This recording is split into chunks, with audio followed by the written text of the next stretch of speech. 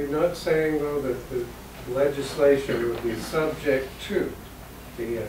It's subject to doing it. Is that not what everybody's been saying? It is. Okay.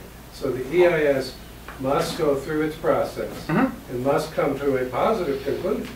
If the legislation is subject to EIS, it's got to come to a positive conclusion.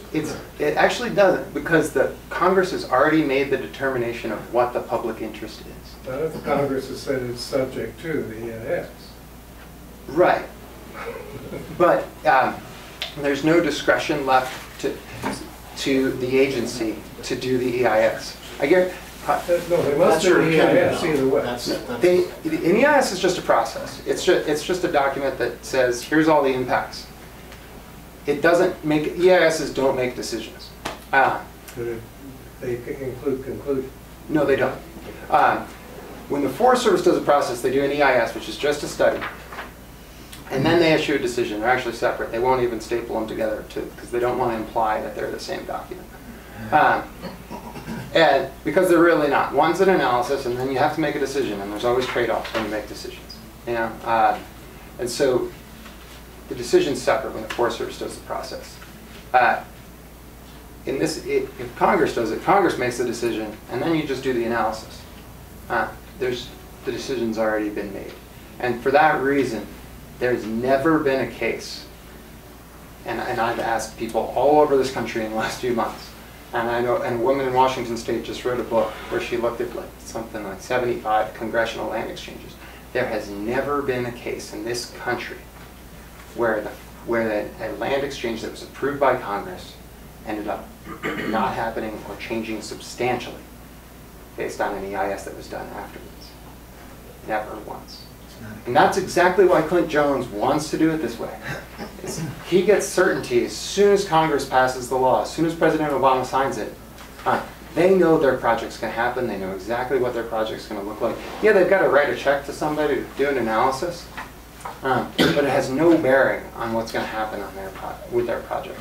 They have certainty from day one that bill is signed, that their project is a go, before the analysis gets done. I can completely understand why they want that, but the question I pose to you is, given that there's an alternative route that's going to take the same amount of time, because you've got to do the study one way or the other, you've got to hem and haw over it, Congress isn't going to make a decision overnight anyway. Given that there's an alternative process that gives the public that information up front before making a decision, and then informs a decision by the Forest Service, what's the benefit to the public of the legislative route? I understand the benefit to Mr. Combs and Mr. Jones.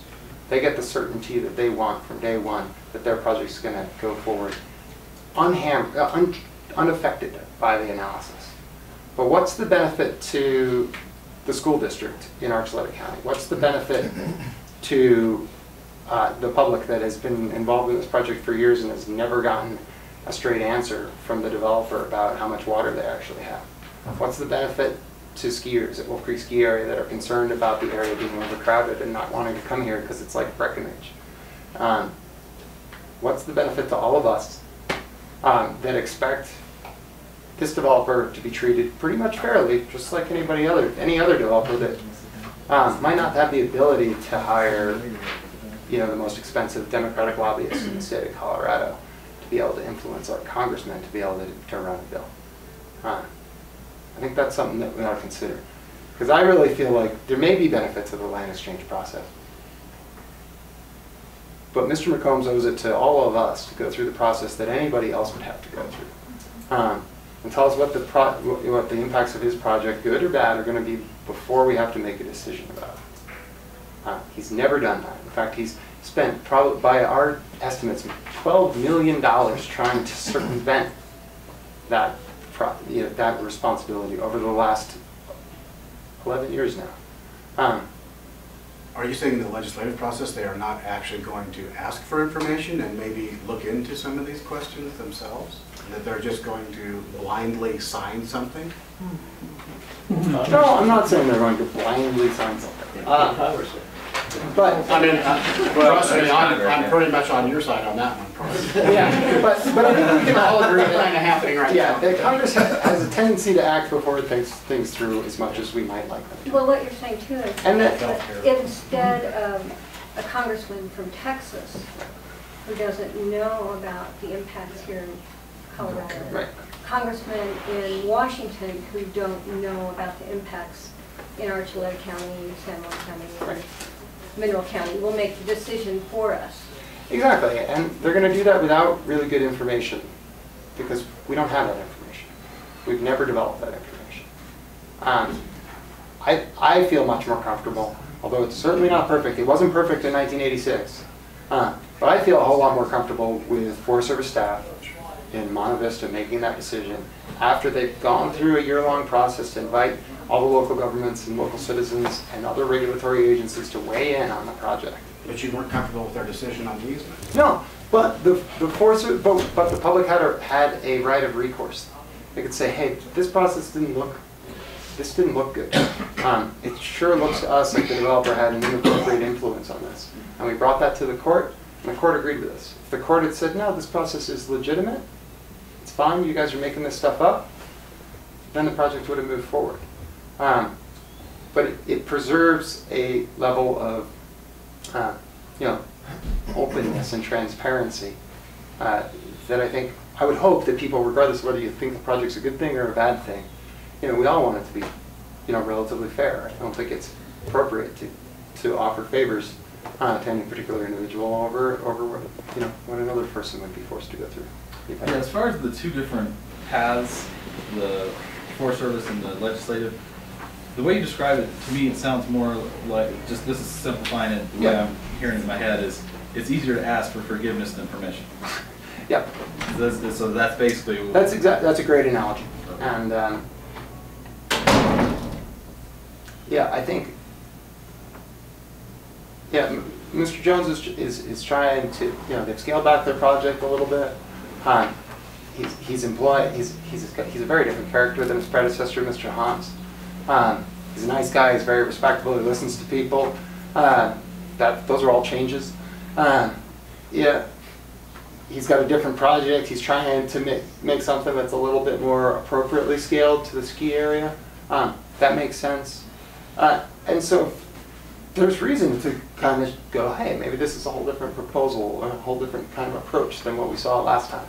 And he's trying to take that kind of, and nail it down and get approval from day one for this project. And I think that's a little premature. I'm enthused by Clint's approach and that he's interested in talking to communities and addressing some of the concerns that have never been addressed before. But I don't necessarily think we should trust him from day one and give him approval to do this project that he's cooked up in the last couple months. It maybe looks a little better on the surface than the last project, but only because the last project was horrendous. Hey, let's go down this road and think this through thoroughly before we commit one way or the other. Are you going to give us any assistance in communicating with our legislative people to avoid this? Yeah, I can do that, although you guys actually have a whole lot more power than I do.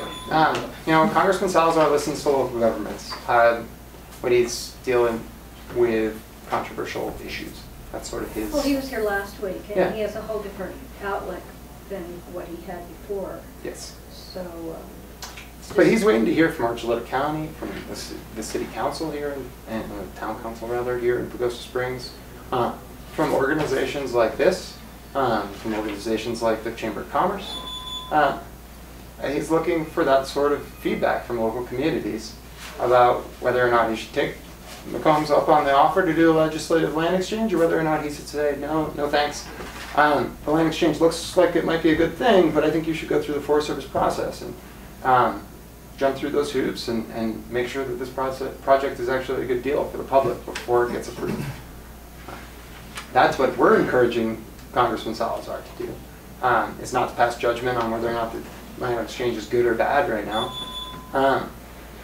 but to shepherd, to send it down the road through that process and let that assessment be based on once and for all some good information.